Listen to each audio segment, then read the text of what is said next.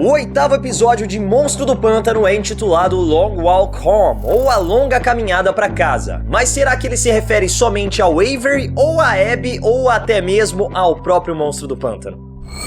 Shazukara!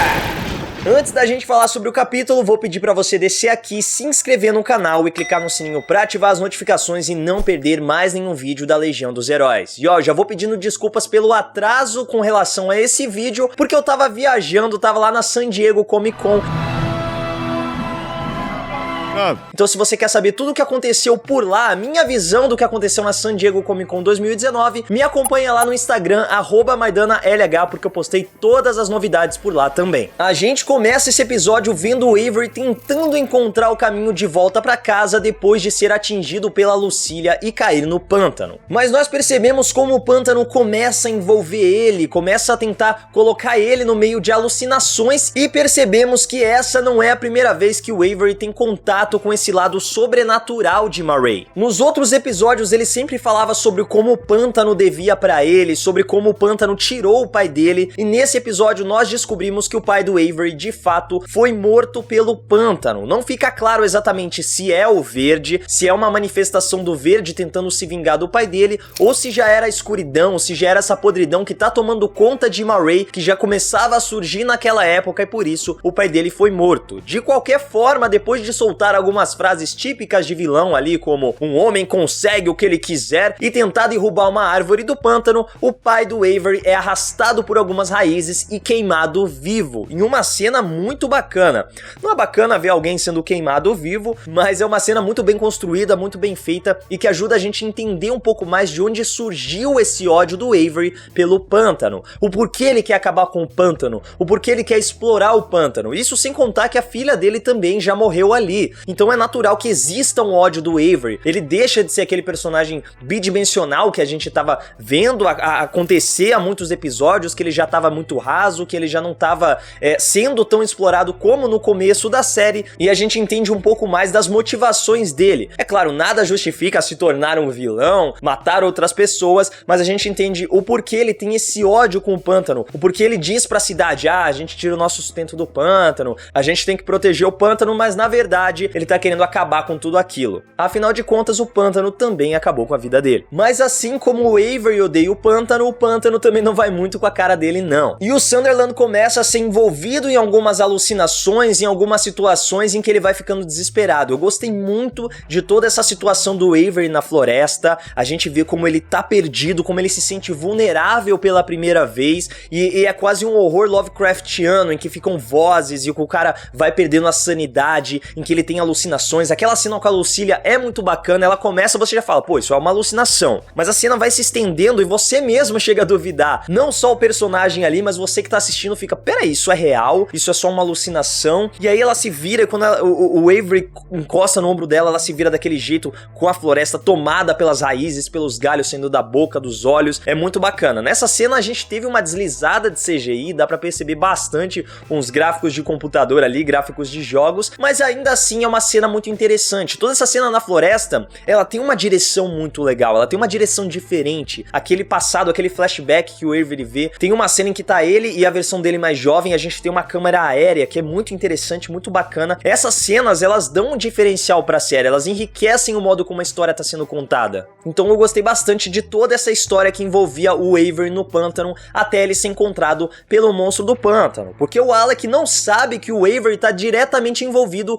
com a transformação dele. E isso é uma coisa que já tá me incomodando, cara. A gente tá no 8º episódio, o Alec já viu o passado da Abby, ele sabe coisas que aconteceram no pântano há muitos e muitos anos, mas o Verde ainda não mostrou pra ele o que aconteceu com a sua transformação, quem atirou nele, quem encomendou a morte dele. Tudo isso o Verde tá segurando. Eu não sei se é uma falha, se eles realmente não se lembraram de que, dava pro Alec ter visto a morte dele, ter visto o que aconteceu, já que é uma coisa que é de interesse dele, seria provavelmente a primeira coisa que ele ia fazer fazer, fala, caraca, quem me matou? O que aconteceu ali? Eu vou tentar lembrar o que aconteceu naquela noite. O Verde não mostrou isso pra ele. Não sei se é uma decisão do Verde que tipo, a gente não pode mostrar pro Alec o que aconteceu naquela noite, porque aconteceu uma coisa muito mais bizarra. Na verdade, eu acho que é isso aí que pode estar acontecendo. O Verde não quer mostrar exatamente o que aconteceu por conta de coisas que foram mostradas nesse episódio e por conta de outras coisas que a gente já vai comentar mais pra frente. Eu acho que a gente tá se encaminhando pra um dos momentos mais interessantes que existe na saga do Monstro do Pântano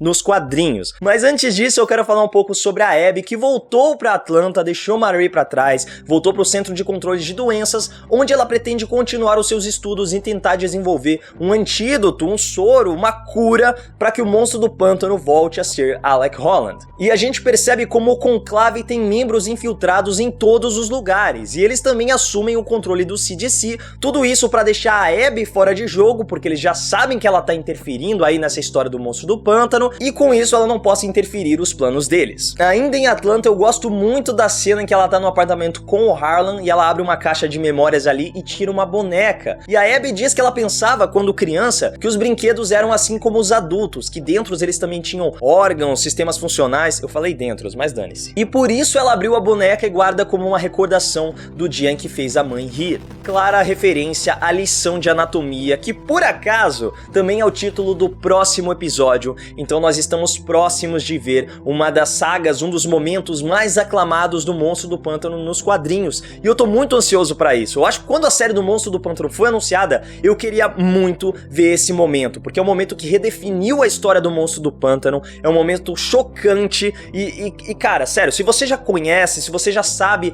do Monstro do Pântano, já sabe de lição de anatomia, você já sabe o que está por vir, então você provavelmente também tá tão ansioso quanto eu. Se você não conhece nada, cara, nem vai, porque é uma coisa muito bacana, ela redefine completamente o que a gente acredita do Monstro do Pântano, e se eles forem corajosos, se eles mostrarem realmente o que acontece nos quadrinhos e eles adaptarem isso pra série, eu só vou ficar ainda mais triste por essa série ter sido cancelada logo na primeira temporada, porque isso ia dar um potencial enorme para próximas temporadas. Mas naquela caixa de memórias da Abby também tinha um pingente, eu não sei se era um colar, se era um bracelete, mas era um pingente e talvez esteja relacionado com a família dela. A série não mostrou, né, o episódio não focou nesse pingente, não focou no que era aquilo ali, parece que isso não vai voltar a ser mencionado e talvez isso não tenha o peso que poderia ter caso a gente tivesse mais história para ser contada. Assim como esse lado místico parece que também não vai voltar a ser explorado, a gente tem só mais 2 episódios, não sabemos nada de Madame Xanadu, não sabemos nada de Demônio Azul, a gente não sabe nada desse Vingador Fantasma, será que é o Vingador Fantasma mesmo? Será que é o Neron, o demônio ali disfarçado de Vingador Fantasma? Esse lado místico parece que também vai ficar de lado e a gente não vai saber o que realmente acontece, o que realmente levou esses personagens a estarem em Marray. Então talvez a história de todos esses personagens termine aqui, como deve ter terminado a história do Harlan, que não apareceu mais depois que foi levado pelo Conclave, então descansa em paz aí, Harlan. Era um personagem muito divertido, até queria ter visto um pouco mais dele, mas não deu. Mas de volta a Marray, o Avery consegue voltar pra casa e procura pelo Woodrow pra tentar se recuperar. É quando ele descobre que a Maria já tinha organizado o encontro com o Nathan ali, já tinha fechado todos os esquemas do Conclave e que ela assumiria os negócios do Sunderland. Ele junta todas as pontas e percebe que ela também estava envolvida na tentativa de assassiná-lo. E surpreendentemente, a ideia do Avery é se recuperar para voltar pro pântano e tentar salvar o Monstro do Pântano, tentar salvar o Alec Holland. Mas o Woodrow muda a cabeça dele e desperta de novo toda essa ganância, toda essa sede por poder que o Avery tem e convence ele a realmente capturar o Monstro do Pântano para que eles possam tirar os ovos de ouro da galinha, né? Eles não queriam acabar com essa galinha dos ovos de ouro que era o Monstro do Pântano. Pra mim, esse foi o melhor momento do Jason Woodrow ao longo de toda a temporada, porque a gente vê nos episódios como ele vai evoluindo, como ele vai se tornando cada vez mais esse personagem egocêntrico, esse personagem com um quê de cientista maluco. A gente percebe isso no próprio Pântano, quando ele conversa com o Alec ali, o Alec fala, eu já li um dos seus trabalhos, ele pergunta qual que você leu? Não é simplesmente uma curiosidade, ele é um personagem com um ego muito grande. E depois da captura captura do monstro do pântano, está tudo pronto para que a gente tenha lição de anatomia no próximo episódio. Eu gostei dessa cena da captura, achei interessante, achei um momento de ação muito legal, mas fiquei um pouco decepcionado porque foi tudo muito mascarado, foi tudo muito escondido, sabe? Tinha muita fumaça, não dava pra entender direito o que estava acontecendo, e acho que seria mais bacana se eles tivessem mostrado realmente o monstro do pântano matando a galera, como já mostrou em outros episódios. Por isso que eu não entendi muito bem porque eles decidiram deixar tudo escondido ali nesse episódio, porque que eles decidiram deixar tudo disfarçado. Mas ainda assim, antes de ser capturado, o monstro do pântano encostou ali no chão de uma maneira proposital. Eu não acho que ele tava só se apoiando naquele momento, talvez ele tava transferindo a sua consciência pro verde, talvez ele tava abandonando esse corpo ali antes de ser capturado. Não sei, vamos descobrir nos próximos episódios. Eu gostei bastante também da Abby ter voltado pro CDC, da gente ter um pouco mais desse lado cientista dela, porque realmente a gente não tinha mais esse lado investigativo, esse lado genial da Abby que foi mostrado em alguns episódios. Era simplesmente realmente uma garota correndo atrás do monstro do pântano, correndo pra lá e pra cá. Em alguns momentos ela tentava trazer essa lucidez, essa inteligência, esse lado científico, mas isso já tinha ficado abandonado. É claro que ela estava tendo contato com coisas sobrenaturais, com coisas que ela nunca tinha visto, e isso também estava mudando a visão dela. Mas era bacana isso aqui dela ser uma cientista, dela tentar levar pro lado científico, já que não só pelo sobrenatural as coisas iriam se resolver.